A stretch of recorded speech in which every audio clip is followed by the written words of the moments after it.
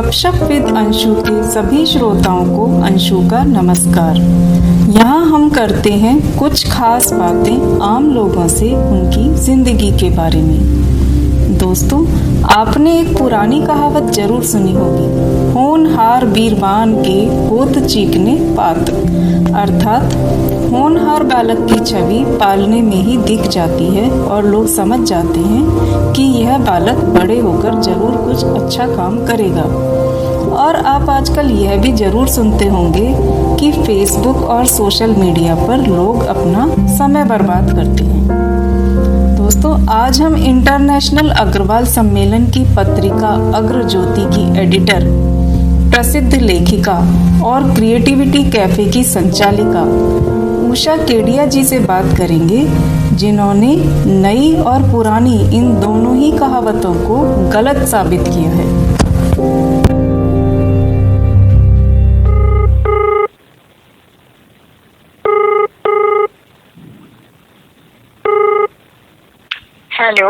Hello, नमस्कार उषा जी। मैं गपशप विद अंशु से अंशु बोल रही हूँ।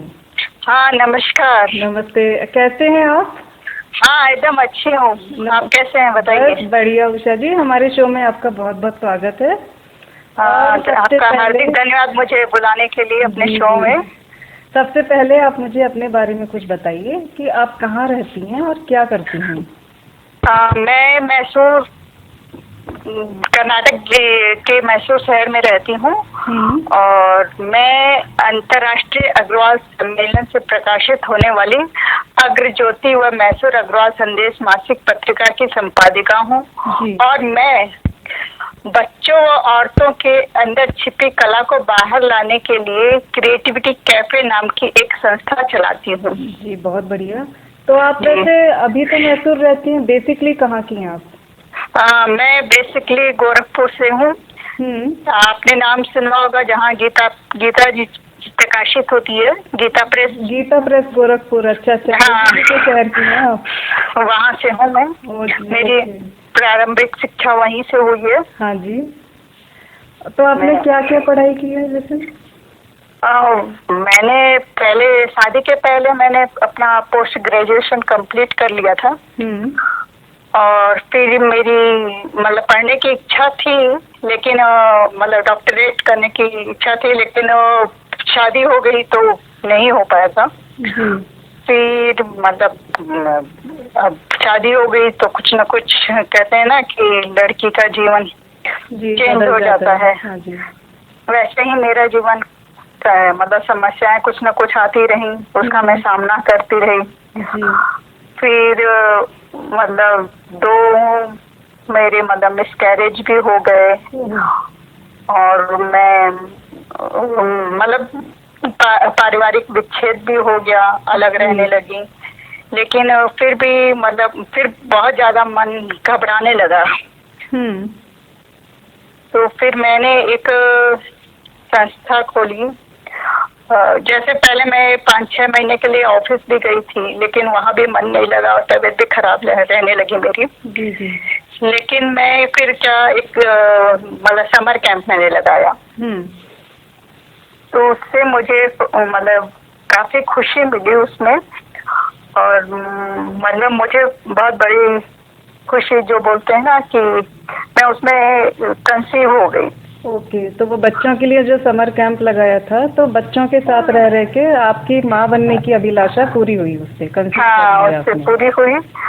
और उसी में बच्चे मतलब आते थे तो उन लोग को हिंदी पढ़ने की जिज्ञासा थी। तो फिर मैंने मतलब हिंदी पढ़ाना, ट्यूशन पढ़ाना भी शुरू कर दिया था। और माँ बाप भी काफी खुश थे, उनके पेरेंट्स, मतलब हमारे बच्चों को इतनी अच्छी हिंदी सिखाई जा रही है। इवन वो लोग इतने रेडी थे कि मतलब। तो अब जैसे आपकी मैरिज हो चुकी थी और माँ बनने की इच्छा भी आपकी पूरी हुई, तो फिर से और आगे आपका पढ़ने का कैसे विचार हुआ? हाँ, जैसे मतलब अब बेटा 2 साल का हो गया था, मतलब पढ़ाई भी थी, लेकिन फिर भी मतलब मन थोड़ा सा जैसे कुछ खालीपन था कि कुछ करना है। तो ऐसे ही अपनी एक फ्रेंड से चर्चा की कि मतलब पता नहीं सब कुछ है अब तो मेरे पास, मतलब पहले जो बच्चे की कमी थी वह भी मेरी पूरी हो गई, लेकिन अभी भी मतलब कुछ न कुछ कमी है। तो उसने कहा पढ़ लो, तो मैंने कहा कि ये क्या पढ़ लो, मैंने तो ऑलरेडी पोस्ट ग्रेजुएशन किया हुआ है। तो कही कि नहीं, यहाँ हिंदी की बहुत डिमांड रहती है, तुम हिंदी से फिर से एक बार पोस्ट ग्रेजुएशन कर लो। तो मैंने एक बार फिर से हिंदी के लिए तुरंत आवेदन कर दिया और पढ़ाई शुरू कर दी। लेकिन मतलब 15 साल के बाद फिर से पढ़ाई शुरू की तो मुझे मतलब कोई भी दिक्कत नहीं हुई कि मैं नहीं पढ़ पाऊंगी। आप जैसे बचपन से भी बहुत ब्रिलियंट स्टूडेंट थी, क्योंकि इतने साल के गैप के बाद अगर आप पढ़ रहे हैं तो थोड़ा सा लगता ही है दोबारा से किताबें उठाने में।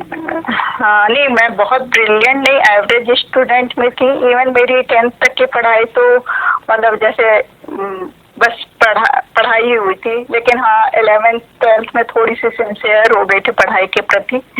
फिर मतलब मैं अपने वहाँ भी एक बोल्ड की तरह थी शुरू से ही थी, तो मैं बहुत मतलब किसी से नहीं बात करती थी। मेरा नेचर था कि मैं अपने आप में ही रहती थी, अंतर्मुखी स्वभाव की। अंतर्मुखी स्वभाव की। इवन कॉलेज वगैरह में भी बस 2-4 फ्रेंड के अलावा तीसरे से मतलब बात नहीं करती थी मैं। इवन मैंने 5 साल कोविड भी पढ़ाई की, लेकिन मुझे ये भी नहीं पता कि कौन मेरे साथ पढ़ा है, किस लड़के। तो उस तरह की थी, बहुत अंतर्मुखी, बहुत कम बात करने वाली। आप बिल्कुल चेंज हो गई। कहाँ एक अंतर्मुखी चुप चुप रहने वाली लड़की और आज आप एक इंटरनेशनल मैगजीन की एडिटर हैं। इतनी पढ़ाई की है आपने, तो बहुत चेंज हुआ है आपकी पर्सनैलिटी। हाँ, नहीं बहुत चेंज हो गया। मतलब कहते हैं ना कि जब जीवन में आपके कुछ समस्याएं या कठिनाई आती है तो आप संघर्ष करना सीख जाते हैं। जी बिल्कुल सही। तो वो एक मेरा ही लिखा हुआ है कि लोग हंसते गए और मैं निखरती गई। बहुत खूब, बहुत खूब। तो वो कहावत मेरे पर ही लिखी हुई है कि मतलब लोग जितना हंसते गए कि ये कुछ नहीं कर सकती, ऐसा नहीं तो कर आपने सकती, उनको गलत साबित किया और आगे कुछ करके दिखाया। हाँ करके दिखाया मैंने। तो जैसे कि आपने डबल MA कर लिया, तो उसके बाद और कुछ किया? हाँ, डबल MA करने के बाद क्या हुआ कि मतलब परिवार वालों का भी बहुत अच्छा मतलब सास पति और इवन मतलब बेटा बहुत छोटा था, लेकिन फिर भी वो किया उन्होंने, सबने एडजस्ट किया मेरे साथ और मैंने कर लिया पोस्ट ग्रेजुएशन। उसके बाद तुरंत जैसे ही पोस्ट ग्रेजुएशन हुआ वैसे ही हम लोग ने अपना खुद का घर बनवाना शुरू कर दिया। तो उसमें मतलब पूरा देखभाल मुझे ही करना था, तो उसको करने लगे हम लोग। फिर वो 1.5 साल में करीब कंप्लीट हो गया। फिर लगा कि नहीं, फिर से मेरी जो पढ़ाई रुक गई थी, फिर से अभी जब मैंने पोस्ट ग्रेजुएशन किया है तो फिर से मैं कुछ कर लूं। तो फिर मैंने एक दिन MPhil का फॉर्म भर दिया। तो मतलब तो अपने 15 साल बाद डबल MA किया, फिर से ब्रेक हुआ 1.5 साल का, फिर आपने फिर से MPhil किया। हाँ, MPhil किया। और वो भी घर परिवार बच्चे की जिम्मेदारी उठाते हुए। हाँ, MPhil भी किया, साथ में मैंने मतलब घर में मतलब करीब 6 साल से मतलब 5 साल से मेरा समर कैंप भी चल रहा है कंटिन्यू। और मैं जैसे औरतों और बच्चों को क्राफ्ट वगैरह भी सिखाती रहती हूँ और उनको मतलब उभारने के लिए कुछ न कुछ हमेशा करती रहती हूँ। तो ये जो एडिटर का जॉब आपको मिला, तो ये अचानक कैसे मिला आपको?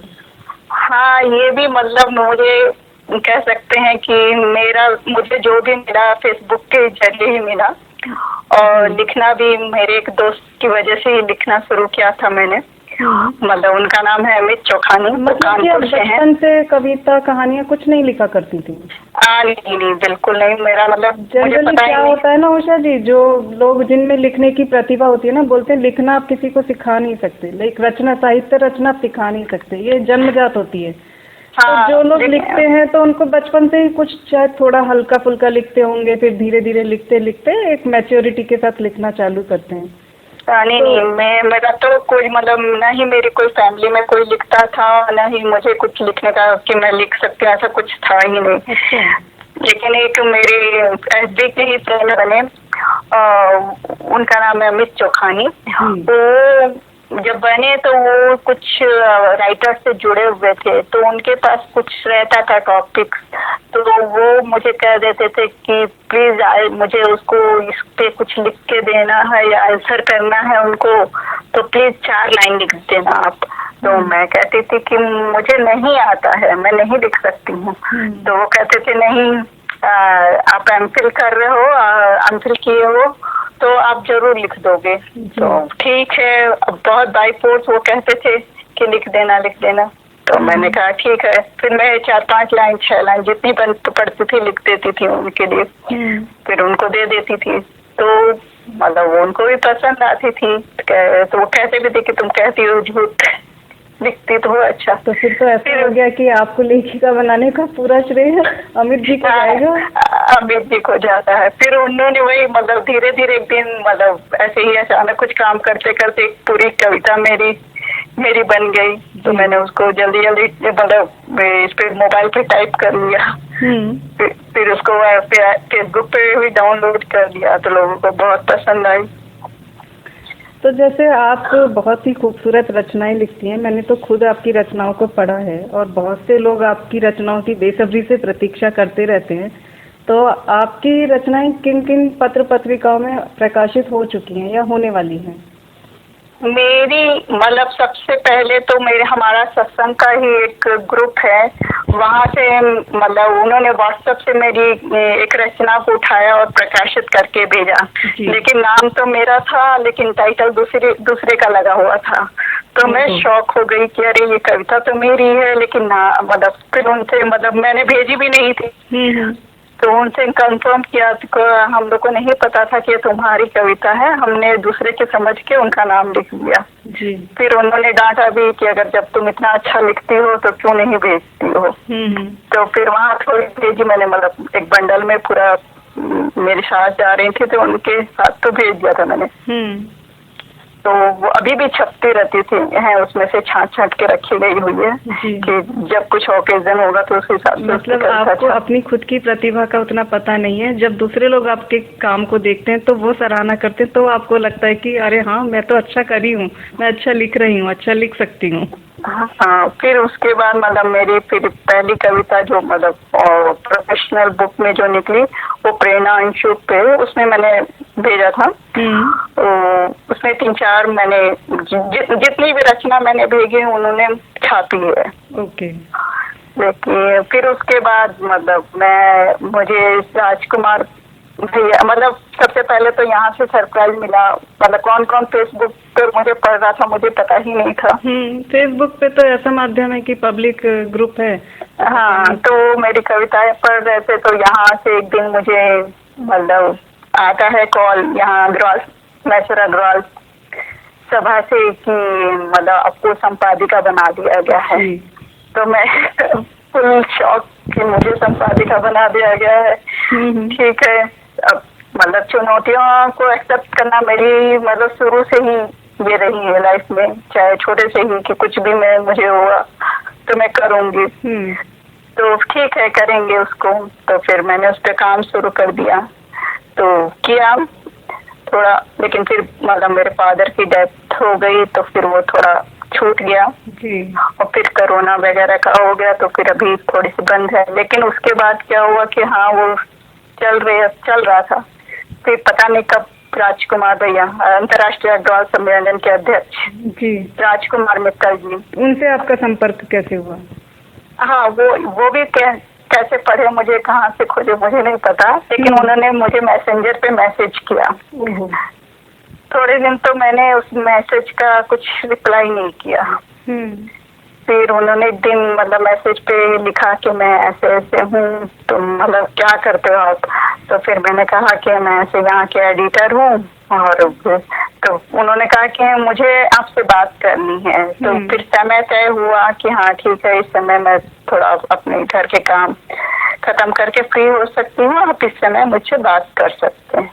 तो दिए गए समय पे फिर उनका मतलब आ गया था, कॉल आ गया, बात हुई। तो उन्होंने कहा कि हम यहाँ पे कुछ मैसूर में आपका अंतर्राष्ट्रीय अग्रवाल सम्मेलन की शाखा खोलना चाहते हैं, तो आप अध्यक्ष पद ले लीजिए। तो मैंने कहा कि ये मेरे नेचर के खिलाफ है, मैं ये वर्क नहीं कर सकती हूँ। तो उन्होंने कहा कि फिर आप क्या कर सकते हो? तो मैंने कहा आप लिखने पढ़ने का कुछ भी दीजिए, मैं लिखती हूँ, लेखक हूँ, तो आप ऐसा कुछ काम दीजिए लेखन का तो मैं करूँगी आपका। तो फिर ये हुआ कि मतलब सर्वसम्मति से मतलब उन्होंने कहा ठीक है, मैं ग्रुप में भी पूछ लेता हूँ। तो फिर एक हम पत्रिका निकालने की सोचे जी। तो डिसाइड हो गया, मतलब मेरे पास लेटर भी आ गया साइन करके तुरंत कि आप ये मतलब एक आप यहाँ के लिए अंतर्राष्ट्रीय अग्रवाल सभा सम्मेलन से एक पत्रिका निकाले, मासिक पत्रिका। तो जैसे आपको तो पत्रिका निकालने का उषा जी अनुभव नहीं था, आप तो पहले सिर्फ अग्रवाल समाज मैसूर में एडिटर थी, तो इतना बड़ा कार्यभार जब आपको राजकुमार मित्तल जी ने आपको सौंप दिया तो घबराहट नहीं हुई कि मैं कर पाऊंगी या नहीं कर पाऊंगी, कैसे? नहीं, बिल्कुल मुझे घबराहट नहीं हुई।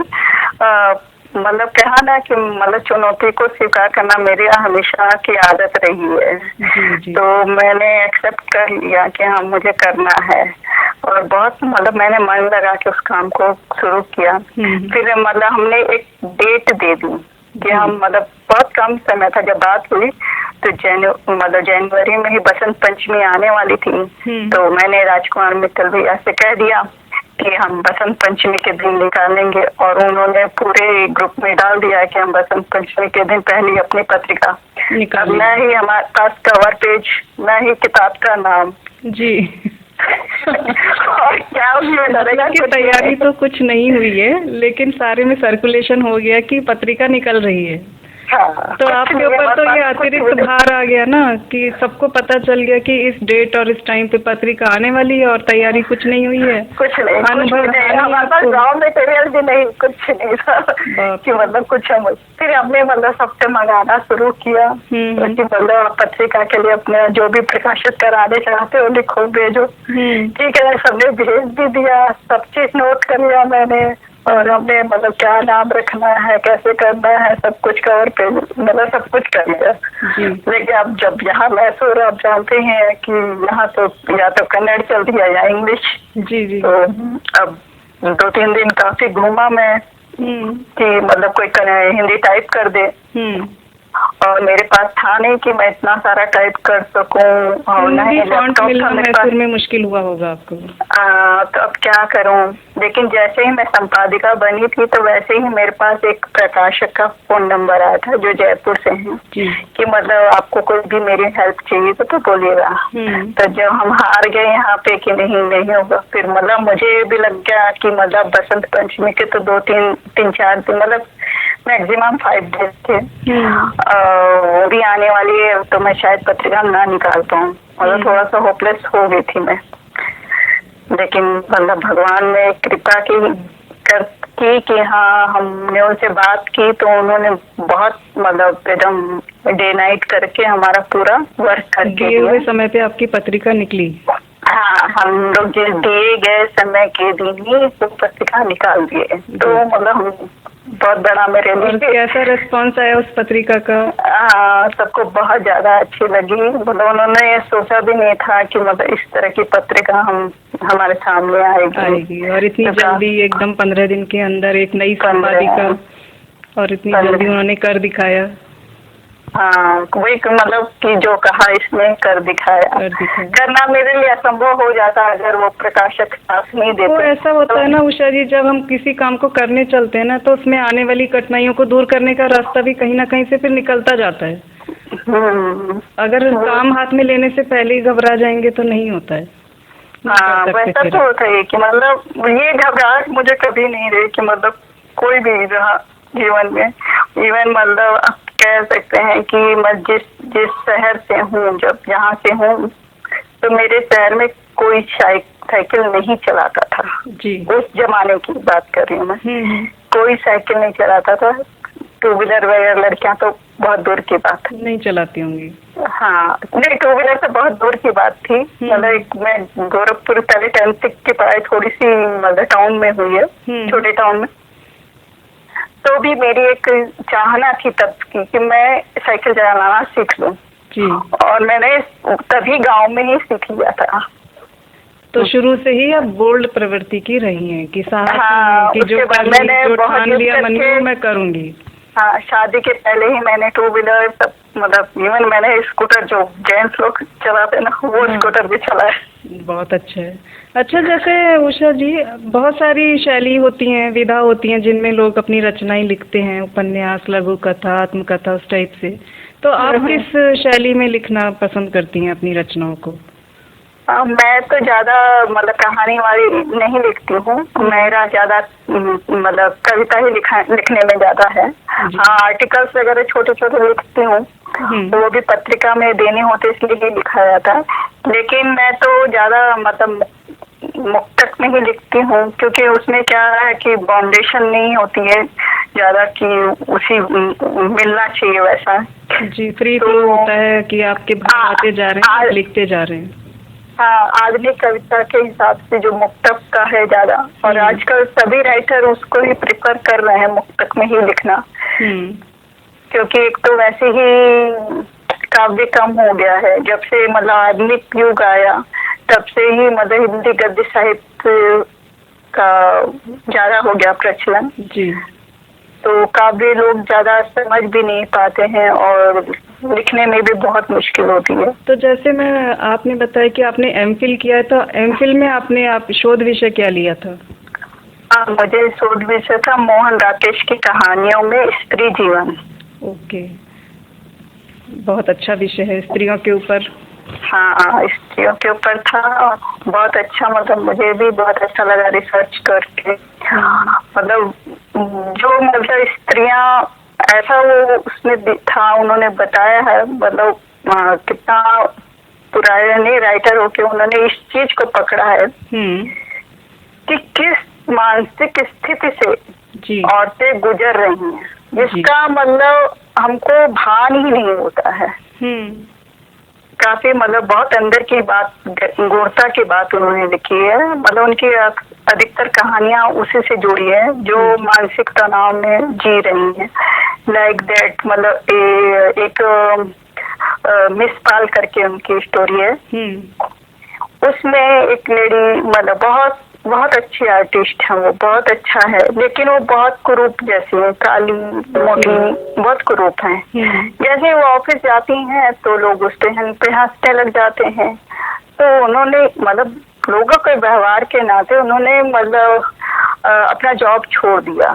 छोड़ के वो एक मतलब नैनीताल या ऐसे कोई शहर है जहाँ पहाड़ी इलाका, वहाँ चली जाती हैं और वहाँ जाके वो अपना जीवन अकेले व्यतीत कर रही हैं। बहुत आर्टी, मतलब 2-3 दिन का खाना बना के रख दिया और खाली उनको पेंटिंग बनाने में ही अपना जीवन व्यतीत कर रही थी।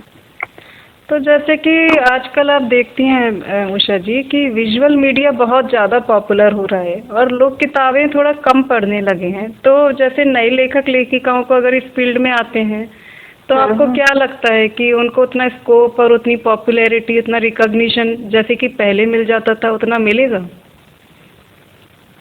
अभी भी मतलब लोग लिखने में, मतलब मुझे लगता है बहुत ज्यादा लिख रहे हैं, क्योंकि अभी जैसे लॉकडाउन में जैसे मेरा हुआ, मतलब बहुत सारे साहित्य ग्रुप से नहीं, लोग तो लिख रहे हैं, लेकिन जो ऑडियंस है उसने पढ़ना कम कर दिया है, विजुअल मीडिया की तरफ अटेंशन ज्यादा हो गया है। हाँ, वही पढ़ना बहुत कम कर दिया है लोगों ने, लेकिन मतलब एकदम तो कभी नहीं खत्म हुआ साहित्य, क्योंकि जिसकी रुचि है वो तो जाएगा उसमें। अब मेरी रुचि है तो मैं तो उसको उठाऊंगी, लेकिन हाँ आजकल हिंदी साहित्य का स्कोप कम हो रहा है। जी। क्योंकि लोग हिंदी पढ़ नहीं पा रहे हैं, बोल नहीं पा रहे हैं, क्योंकि हम खाली अपने में इंग्लिश को ही ज्यादा प्रेफरेंस दे रहे हैं। जी। तो मतलब मैं तो क्या करती हूँ, जैसे अभी किसी इंग्लिश वाले को है, उसको हिंदी नहीं आती बिल्कुल, तो अब वो तुरंत से सीख तो नहीं लेगा। लेकिन अभी मुझे अपनी रचना अगर उसको सुनानी है, बतानी है, तो मतलब भेजनी है, तो मैं क्या करती हूँ, कभी कभी अपना ऑडियो बना देती हूँ। जी, तो ऑडियो से एटलीस्ट उनको पढ़ना नहीं है तो सुन लेंगे। हाँ, सुन लेते हैं तो फिर वो समझते भी हैं, क्योंकि जैसे हम बोलते हैं कि मतलब कहाँ हमको पॉज देना है, कहाँ हास्य का है, कहाँ मतलब रुदन का है, मतलब वो भाव के साथ हम जब बोलते हैं तो वो सुनने में अच्छा भी लगता है। सुनने में अच्छा लगता है और उनको मतलब समझ में आती है कि क्या लिखा हुआ है।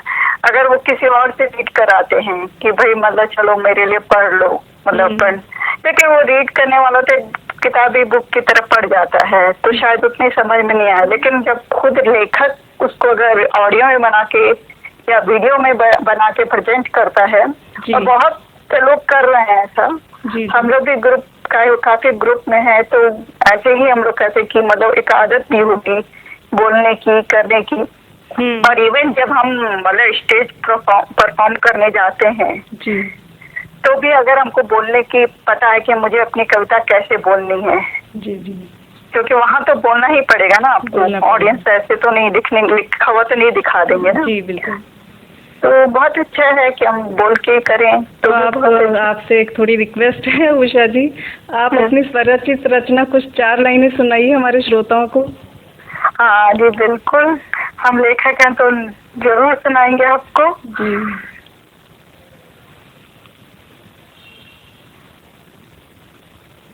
हाँ, मैं अपनी एक स्वरचित रचना सुनाती हूँ, जो कि मैंने स्त्रियों के ऊपर ही लिखी है। हाँ जी। कि मतलब क्या वो चाहते हुए भी कुछ नहीं कर रही हैं, उनके लिए प्रेरणा है कि आप कुछ करिए।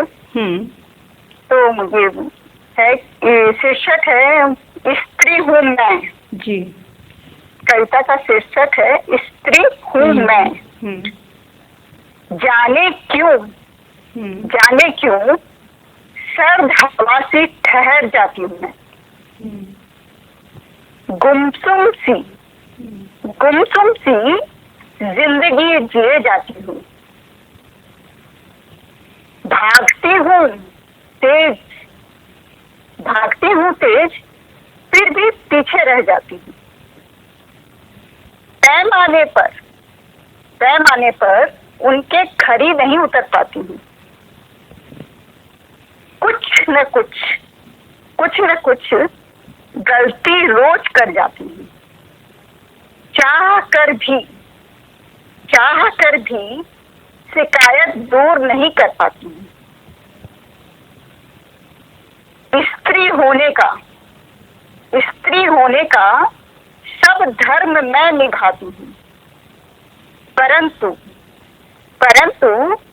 स्वाभिमान को मार मैं नहीं पाती हूँ। दायरे लांग अब मैं जाती हूँ, मन की अब मैं कर जाती हूँ। उम्र के इस पड़ाव में जिंदगी जीना चाहती हूँ, अपने सपने मुकम्मल करना चाहती हूँ। लोगों की परवाह करना छोड़ दी हूँ। हाँ, थोड़ी सी मैं बेपरवाह हो गई हूँ। खुद को प्यार करने लगी हूँ। हाँ, मैं अपनी अहमियत समझने लगी हूँ। बहुत खूबसूरत पंक्तियां हैं उषा जी, और स्त्रियों की दशा का आपने इतना सुंदर, सटीक और मार्मिक चित्रण किया है इन पंक्तियों में कि रियली आप बहुत ही अच्छी लेखिका हैं। इसमें मतलब ये संदेश है कि जो 40-45 या मतलब हमने अभी तक तो अपनी जिंदगी बच्चों, पति, सबकी सेवा करने में लगा दी, लेकिन अब हमको अपने लिए भी थोड़ा सा जीना है, कुछ करना है, या समाज के लिए कुछ करना है जी। इसीलिए थोड़ी सी बेपरवाह हो गई हूँ मैं अब। हाँ, कुछ काम हम छोड़ देते हैं, पेंडिंग छोड़ देते हैं, चलो कभी कर लेंगे, जो हम एकदम बराबर करते आ रहे थे। हाँ जी। तो उषा जी, वैसे अब आपका फ्यूचर में और आगे भविष्य में क्या कुछ नया करने का प्लान है? अभी तो मैंने फिलहाल मतलब PhD के लिए मतलब आवेदन कर दिया है। मतलब मेरी शादी के पहले से ही इच्छा रही कि मैं डॉक्टरेट करूं। जी। वो उससे मैं सपना पूरा नहीं कर पाई। लेकिन अभी मैंने जब एमफिल कर लिया है, एमफिल करने का भी एक यही कारण था कि मतलब बिना एमफिल किए डॉक्टरेट में एडमिशन नहीं मिलता। जी। तो मतलब एमफिल भी कंप्लीट हो गया है, अभी बीएड कर रही हूँ, 1 साल और बचा है, और फिर पीएचडी का भी डाल दिया है, तो पीएचडी कर रही हूँ और देखते हैं क्या करते हैं, कुछ न कुछ तो रहेगा। जी, हमारी बहुत बहुत शुभकामनाएं आपके साथ। आपको जरूर पीएचडी भी करने का मौका मिलेगा, और एक दिन मैं आपकी पीएचडी कंप्लीट होने के बाद आपसे फिर शायद इंटरव्यू लूंगी, पीएचडी होने के बाद, डॉक्टर उषा केडिया जी से।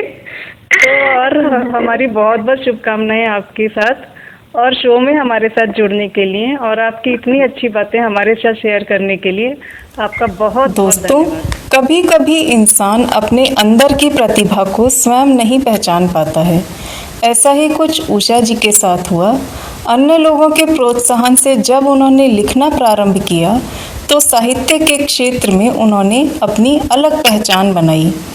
अभी हाल ही में घरौंदा नामक पत्रिका में उनकी 2 रचनाएं प्रकाशित हुई हैं, जिनका लिंक आपको डिस्क्रिप्शन बॉक्स में मिल जाएगा। मेरे कुछ पिछले एपिसोड्स के लिंक्स भी आपको डिस्क्रिप्शन बॉक्स में मिलेंगे। अब तक की कहानियों में आपको सबसे अच्छी कौन सी कहानी लगी, आप कमेंट सेक्शन में ज़रूर बताइए।